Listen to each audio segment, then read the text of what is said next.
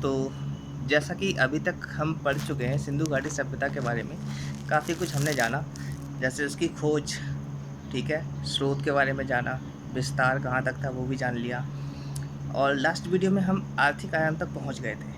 ठीक है, अब हम सिंधु घाटी सभ्यता के बात करेंगे धार्मिक और सांस्कृतिक आयाम, धार्मिक और सामाजिक आयाम पर।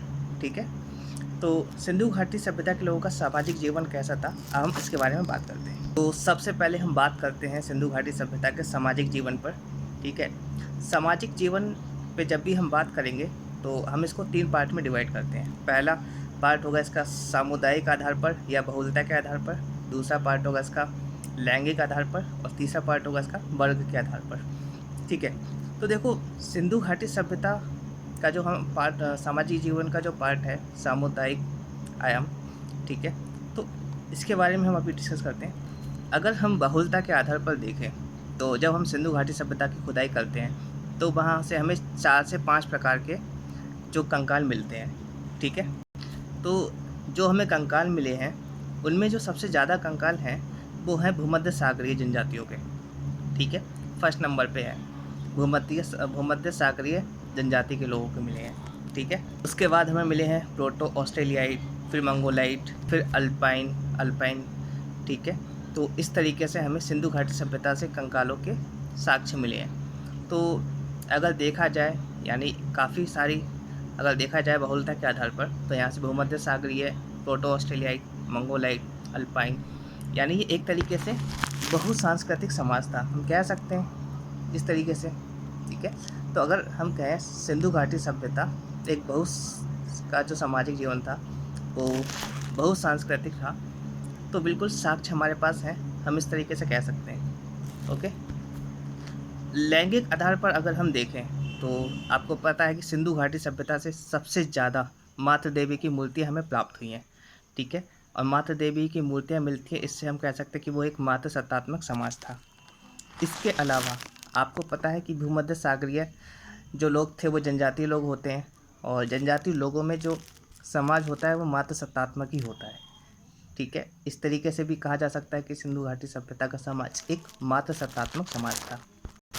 वर्ग के आधार पर अगर हम देखें तो जहाँ आर्थिक विकास होता है तो जाहिर सी बात है वहाँ आर्थिक असमानता तो होती ही है। इसका साफ एग्जाम्पल हमें देखने को मिल सकता है कि सिंधु घाटी सभ्यता 2 भागों में विभाजित थी। ठीक है, मतलब नगरों के 2 तरीके से पार्ट होते थे। पश्चिमी पार्ट में दुर्ग था, और दुर्ग में शासन लोग रहते होंगे, या एक तरीके से मतलब जो संपन्न लोग होते होंगे वो दुर्ग में रहते होंगे, और बाकी लोग निचले नगर में रहते होंगे। तो उसके आधार पर हम कह सकते हैं, समझ सकते हैं कि हाँ, जो वहाँ पर था आय समानता हमें देखने को मिलती है। इसके अलावा हमें वहाँ से श्रमिक आवास भी देखने को मिलते हैं, तो श्रमिक कमरे हमें मिले हैं। ठीक है, हड़प्पा स्थल से श्रमिक कमरों का मिलना भी दर्शाता है कि वहाँ पर आय समानता तो थी। तो इस तरीके से हमने देखा सिंधु घाटी सभ्यता का जो समाज था वो बहुसांस्कृतिक समाज था। इसके अलावा आय असमानता भी थी और मात्र सत्तात्मक समाज था। अब हम बात करते हैं सिंधु घाटी सभ्यता के धार्मिक जीवन पर। तो धार्मिक जीवन के भी हम 3 पार्ट करते हैं। ठीक है, जैसे किन शक्तियों की पूजा, कैसे पूजा, और धार्मिक विश्वास और उनका दर्शन क्या था। ठीक है, तो सिंधु घाटी सभ्यता के लोग प्रकृति की जो पूजा था, प्रकृति की पूजा मातृ देवी के रूप में करते थे। इसके अलावा हमें मोहनजोदारो से पशुपति देवता का चित्र भी मिलता है। हो सकता है कि इनको ही प्राकृतिक शिव कहा था विद्वानों ने बाद में। ठीक है, इसके अलावा नाग पूजा, जल पूजा, आपने देखा होगा कि जब मोहनजोदड़ो फिल्म अगर देखोगी तो वहाँ पर सिंधु नदी की पूजा करते हैं वो लोग। ठीक है, इसके अलावा उनकी पूजा की विधि क्या थी, तो पूजा की जो उनकी विधि थी वो देवियों की पूजा बलि के माध्यम से करते थे। क्योंकि हड़प्पा से हमें एक मुहर मिली है जिसमें स्त्री के गर्भ से एक पौधा निकलता हुआ दिखाया गया है, और बगल में ही एक आदमी लेके जा रहा है बकरी को, और हाथ में उसके हंसिया है, यानी वो उसकी बलि देने वाला है। तो बलि के माध्यम से भी पूजा होती थी, और यज्ञ के माध्यम से भी वो लोग पूजा करते थे। ठीक है, यज्ञ के माध्यम से भी पूजा होती थी। इसके हमें साक्ष्य मिलते हैं लोथल कालीबंगा से, जो यज्ञ वेदिकाएँ हमें मिली हुई हैं उससे साफ प्रतीत होता है कि ये लोग यज्ञ के माध्यम से भी पूजा करते थे। योग के माध्यम से भी अपने ईश्वर को याद करते थे। क्यों? क्योंकि मोहनजोदड़ो से हमें एक योगी की मूर्ति मिली है, आपने देखी होगी योगी की मूर्ति। तो हम कह सकते हैं कि यज्ञ के माध्यम से भी ये अपने ईश्वर से जुड़ने की कोशिश करते थे। ठीक है। इनका जो धार्मिक जीवन, इनकी जो धार्मिक मान्यताएं थी, धार्मिक मान्यताओं में ये पुनर्जन्म में तो विश्वास करते ही थे, क्योंकि इनकी कब्रों से हमें फल के सामान प्राप्त हुआ है। जैसे हड़प्पा से हमें 837 कब्रगाह मिला है। ठीक है, यानी उस कब्र के अंदर 37 प्रकार की चीज़ें मिली हैं, इसलिए उसका नाम 837 कब्रगाह रखा गया है। ठीक है, यानी वो मानते थे कि इस आदमी को बाद में जब भूख लगेगी तो अपना ये चूल्हा चौका उठा के बर्तन वगैरह करके खाना बनाकर खाएगा, इसलिए वो उसका सारा सामान कब्र के अंदर रख देते थे। और भूत प्रेत में भी ये लोग विश्वास रखते थे। ठीक है, इसीलिए इनके कंकालों से काफ़ी मात्रा में हमें ताबीज़ वगैरह प्राप्त हुए हैं। तो ये था हमारी सिंधु घाटी सभ्यता का आर्थिक जीवन। इस तरीके से हमने सिंधु घाटी सभ्यता के तीनों आयाम कंप्लीट कर लिए हैं। अब हम बात करेंगे इसके पतन की, और पतन के बाद हम बात करेंगे सिंधु घाटी सभ्यता के प्रमुख शहर की, और इसी के साथ हमारा सिंधु घाटी सभ्यता ख़त्म हो जाएगा। ठीक है, चलिए पहले हम बात कर लेते हैं सिंधु घाटी सभ्यता के कुछ प्रमुख शहर की। सिंधु घाटी सभ्यता का प्रमुख शहर था, पहला शहर था वो था हड़प्पा। जी हाँ, हड़प्पा की खोज 1921 में दयाराम साहनी जी ने की थी। यहाँ से हमें पक्की ईंट, लकड़ी की सीढ़ियाँ, अन्नागार, श्रमिकों का मकान और 837 कब्रगाह मिला है। तो ये जो फैक्चुअल चीज़ें होती हैं, मैंने भी आपको बताया कि कैसे याद रखनी है। कॉन्सेप्ट के साथ याद रखोगे तो आपको सब पता चल जाएगा। ठीक है, जैसे मैंने आपको बताया कि 837 कब्रगाह मिलना, यानी उनका पुनर्जन्म में विश्वास होता था, इसलिए वो 37 वस्तुएं कब्र के अंदर रख देते थे। ठीक है, तो हम नेक्स्ट बात करेंगे मोहनजोदाड़ो की। 1922 में इसकी खोज हुई थी, राखलदास बनर्जी जी ने की थी। यहाँ से हमें बड़ा अन्नागार, ठीक है, बड़ा स्नानागार, योगी की मूर्ति मिली है। यहाँ पर योग करते हुए योगी की मूर्ति मिली है यहीं से। पुरोहित आवास यहाँ से हमें मिला है, और कांसे की नर्तकी हमें यहाँ से मिली है। इतने कुछ फैक्चुअल चीज़ें होती हैं, याद रखना, बस उतना ही काफ़ी है। ठीक है, नेक्स्ट इसका जो प्रमुख स्थल है वो है चान्होदड़ो। जी हाँ, चान्होदड़ो की खोज 1931 में हुई थी और NG मजूमदार जी ने की थी। जैसे कि मैंने आपको बताया कि यहाँ से हमें दुर्गीकरण के कोई भी साक्ष्य प्राप्त नहीं हुए हैं। यहाँ से हमें बकराकार ईंटें प्राप्त हुई हैं और मनका बनाने का सामान प्राप्त हुआ है, मनके प्राप्त हुए हैं, यानी यहाँ पे मनके वगैरह बनाए जाते होंगे। नेक्स्ट है आपका कालीबंगा। 1951 अमलानंद घोष जी ने इसकी खोज की थी, कालीबंगा की। जैसा कि मैंने आपको बताया था कि यहाँ पर जो कालीबंगा में ही हमें दुर्ग और निचला नगर चारों तरफ से दीवार से घिरे हुए दिखाई पड़ते हैं, जो कि एक अपवाद था। कालीबंगा से ही हमें एक साथ 2 फसलों का बोना और जोते हुए खेत के साक्ष्य हमें यहीं से दिखाई देते हैं। ठीक है, तो इसके हिसाब से ही हमने अनुमान लगाया था कि सिंधु घाटी सभ्यता में कृषि अधिशेष था, क्योंकि जोता हुआ खेत का मिलना और एक साथ 2 फसलों का बोना मिलना, ये दिखाता है कि वहाँ पर कृषि उन्नत व्यवस्था में थी। यहाँ के लोगों ने कच्ची ईंटों का प्रयोग तो किया था, लेकिन वो ईंटें ना काफ़ी अलंकृत थीं, काफ़ी अच्छी तरीके से नक्काशी की गई थी ईंटों पर। कालीबंगा से हमें भूकंप के साक्ष्य मिलते हैं, और यहीं से हमें कुछ खोपड़ियाँ मिलती हैं। ठीक है, जहाँ से अंदाज़ा लगाया जाता है कि शायद शल्य चिकित्सा का प्रयोग हुआ होगा, क्योंकि खोपड़ी से ना कुछ छिद्र मिलते हैं, और वो छिद्र दर्शाते हैं कि शायद यहाँ पर शल्य चिकित्सा भी होती होगी।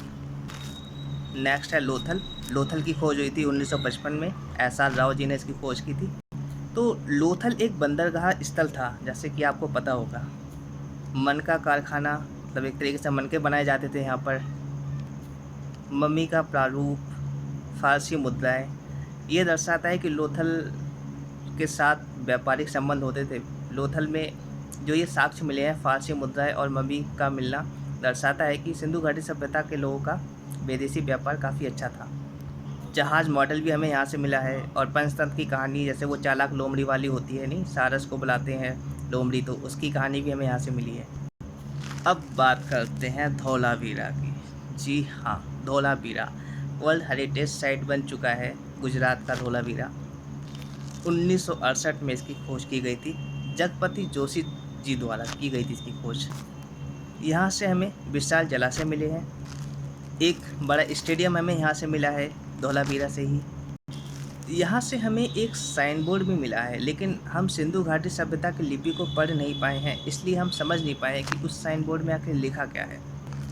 जैसा कि मैंने आपको बताया था कि सिंधु घाटी सभ्यता का धौलावीरा एक अपवाद है, ठीक है, जिसका विस्तार 3 पार्ट में था। पहला दुर्ग क्षेत्र, दूसरा मध्यम नगर और तीसरा जो उसका पार्ट था वो निचला नगर था, ठीक है। दुर्ग क्षेत्र तो दुर्ग था ही, और दुर्ग क्षेत्र और उसका मध्यम नगर जो था वो दीवार से घिरा हुआ था चारों तरफ से। निचला नगर खाली था, कोई दीवार नहीं थी उसमें। मान लीजिए अब जैसे कि चर्चा में है धौलावीरा, अगर क्वेश्चन आता है कि धौलावीरा किस नदी के पास था, तो आप कह सकते हैं मानसर और मानहर दोनों नदी के किनारे पर था। अगर ऑप्शन में मानसर हो तो मानसर लगा देना, मानहर हो तो मानहर लगा देना, ठीक है। नेक्स्ट सिंधु घाटी सभ्यता का स्थल है बनावली, जो सरस्वती नदी के पास में था। बनावली से हमें यहाँ पर बेहतर किस्म के जौ मिले हैं, यानी बेहतर किस्म के जौ, मिट्टी का खिलौना हल मिला है यहाँ से ही। और बनावली से ही हमें 7th फ्लोर का मकान यहाँ से मिलता है, जो कि एक अपवाद है, ठीक है।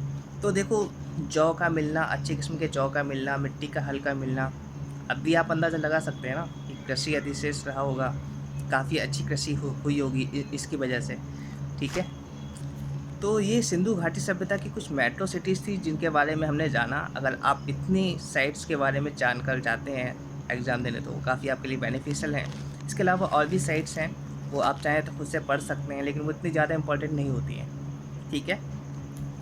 फिर भी मैं आपको बता देता हूँ, जैसे गुजरात से जो हमें साइट्स मिली हैं, ठीक है, उनके क्या क्या नाम है। गुजरात से जो हमें साइट्स मिली हैं उसमें है रंगपुर, धौलावीरा, सुरकोटदा, देसलपुर, लोथल और कुंतल।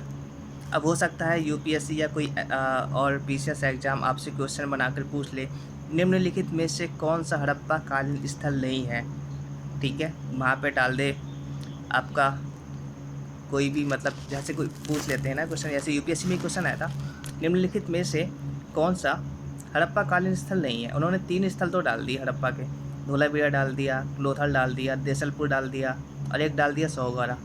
तो इस तरीके से आप पहचान सकें ना, तो आप चाहें तो एक बार फैक्ट के रूप में याद कर सकते हैं। बाकी जितना मैंने आपको बता दिया उतना ही सफिशिएंट है याद करने के लिए, ठीक है। सिंधु घाटी सभ्यता के बारे में हम इतने देर से पढ़ रहे हैं और हमने जाना कि कितनी समृद्ध और कितनी बेहतरीन सभ्यता रही थी ये, नगरीय सभ्यता रही थी। लेकिन फिर आखिर इसका पतन कैसे हो गया। देखो, पहली चीज़ तो मैं आपको क्लियर कर दूं, पतन का मतलब आपके माइंड में ये आता है कि सब लोग रात में सो रहे थे, अचानक से कोई बिजली गिरी या कोई तूफान आया, कोई बाढ़ आई और सब ख़त्म हो गए। नहीं, पतन ये नहीं होता है जनाब। पतन होता है धीरे धीरे, मतलब जो सभ्यता नगर के रूप में जानी जाती थी, उसकी अर्थव्यवस्था एकदम से क्रैश हो गई, यानी उस सभ्यता का पतन हो गया और वो सभ्यता एक बार फिर से ग्रामीण सभ्यता में कन्वर्ट हो गई, ठीक है। लेकिन ये ऐसे हुआ क्यों, आखिर पतन हुआ कैसे, तो इसी पतन के बारे में हम जानते हैं। सिंधु घाटी सभ्यता के पतन में 2 सिद्धांत दिए गए हैं, एक परंपरागत सिद्धांत और एक है क्रमिक पतन का सिद्धांत, ठीक है। परंपरागत सिद्धांत में कहा गया है कि सिंधु घाटी सभ्यता का पतन आर्यों ने किया। मार्टिमर व्हीलर, गार्डन चाइल्ड जैसे विद्वानों ने कहा कि सिंधु घाटी सभ्यता का जो पतन था वो आर्यों ने कहा। उन्होंने प्रूफ क्या दिए, उन्होंने कहा देखो भाई, जहाँ पर सिंधु घाटी सभ्यता विकसित थी जिस क्षेत्र में, उसी के एक हिस्से पर आर्य लोगों ने आके अपना स्थान किया था, अपना वहाँ पर बसावट की थी ज़िंदगी को, ठीक है। तो हो सकता है कि इन लोगों ने इनको मारा होगा और वहाँ से इनका मतलब हो सकता है कि इन लोगों ने युद्ध लड़े होंगे वो सिंधु घाटी सभ्यता के लोगों से और उन्होंने जीत लिया होगा इसको, ठीक है। और दूसरा ये प्रूफ देते हैं कि देखो भाई, आर्य लोगों में जो ऋग्वेद है उसमें इंद्र को पुरंदर कहा गया है। पुरंदर यानी पुरों को भेदने वाला देवता, पुरंदर मतलब दुर्गों को भेदने वाला।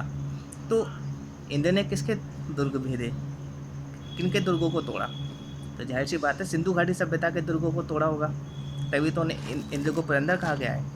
उन्होंने सिंधु घाटी सभ्यता के जो दुर्ग थे उनको तोड़ा होगा, इसीलिए उन्हें पुरंदर कहा गया है। तो इन्होंने अपने पक्ष में ये साक्ष्य दिए। और ऋग्वेद में एक हरियूपीय नाम का भी जिक्र मिलता है, जिसको विद्वान कहते हैं कि यही हड़प्पा होगा। ये भी एक प्रूफ इन्होंने दिया था विद्वानों ने। लेकिन इसका भी खंडन हुआ है। क्यों? क्योंकि देखो, सिंधु घाटी सभ्यता का जो पतन है वो 1900 ईसा पूर्व तक ख़त्म हो चुका था, पतन हो चुका था पूरी तरीके से। और आर्य लोग कब आए? आर्य लोग आए थे लगभग 1500 ईसा पूर्व, राइट, 1500 ईसा पूर्व में आए। तो वो कैसे पतन कर सकते हैं इनका? इस बात से इस खंडन हो गए यहाँ पर कि आर्यों ने तो पतन नहीं किया सिंधु घाटी सभ्यता के लोगों का।